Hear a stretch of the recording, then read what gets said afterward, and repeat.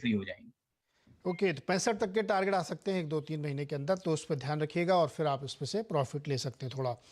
अच्छा, कैलाश का एक सवाल है ट्विटर पे। इन्होंने बर्जर पेंट के 32 शेयर खरीद रखे हैं 760 के भाव पर, और इनकी चिंता ये है कि बहुत दिन से स्टॉक में कुछ हो नहीं रहा, हरकत नहीं आ रही है। रुकने में कोई दिक्कत नहीं, 2 साल तक भी रुक सकते हैं, तो क्या करें? ये बर्जर पेंट 760 के भाव पर 32 शेयर। देखिए, ट्रेड पे काफी देर रह गए ये पहली बात, और कहीं इनको इसमें पेंट्स स्पेशली आए। देखिए, ये स्टॉक एक वीक कैटेगरी का स्टॉक है, चला ही नहीं है। लास्ट जब बाजार चला लास्ट 2-3 महीनों में, तो भी ये चला नहीं है। और आप देखिए कि इसने इसने मार्केट के साथ इसने 8वें महीने में इसने अगस्त 21 में ही अपना हाई बना लिया था, तो अब ये ऑलमोस्ट 12 महीने हो गए, चल नहीं पाया है। तो वीक कैटेगरी का स्टॉक है no doubt, but time wise and price wise एक डीप करेक्शन यहाँ पे हो चुका है। तो मेरे हिसाब से ज्यादा नहीं, एटलीस्ट यहाँ पे एक उछाल के लिए इनको बने रहना चाहिए। इमीडिएट बेसिस पे अगर लगाएं तो जो पीछे का भी जो हमने लो रखा तकरीबन 570 के आसपास, उसके नीचे कहीं अगर एक स्टॉप लॉस रख सकते हैं तो जरूर रखें। बट यहाँ पे उछाल में निकलने की कोशिश करें।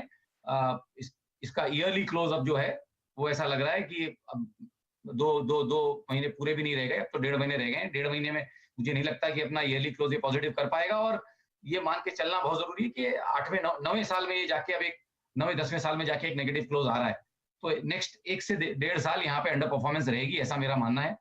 तो उछाल में निकलने की राय है। इन द मीन टाइम 574 का एक स्टॉप लॉस लगा के रखिए।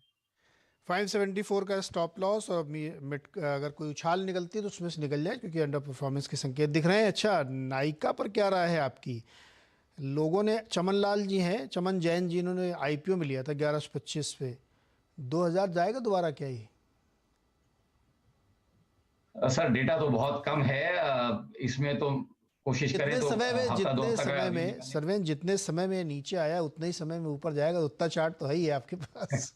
जी जी, नहीं, चक्कर क्या है कि खाली नीचे नीचे आ रहा है, कहीं एक बेस फॉर्मेशन का भी कुछ एक सेटअप कुछ दिखे तो हम बोले। बट लास्ट जो 5 दिन पहले का एक शार्प कैंडल आया है, उसमें वॉल्यूम्स भी थे, उसमें थोड़ी डिलीवरीज भी गई हैं, तो आई थिंक अगर उसको मद्देनजर रखें, एक लॉन्ग रेंज कैंडल जो बना, आई थिंक उसके हिसाब से अगर एक लेवल निकाल के रखें तो 1075 ये एक अच्छा सपोर्ट एरिया उस कैंडल के हिसाब से यहाँ पे आ जाता है। जब तक उसके ऊपर है तब तक शॉर्ट टर्म रुझान पॉजिटिव रहेगा।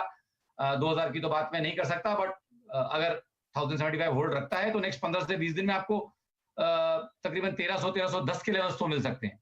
तो आई थिंक फिलहाल के लिए उतना ही स्टांस में दे पाऊंगा।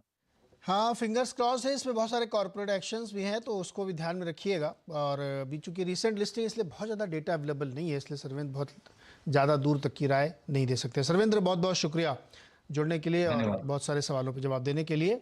फिलहाल इस शो में इतना ही, छोटा सा एक ब्रेक लेंगे, ब्रेक के बाद खिलाड़ी नंबर 1।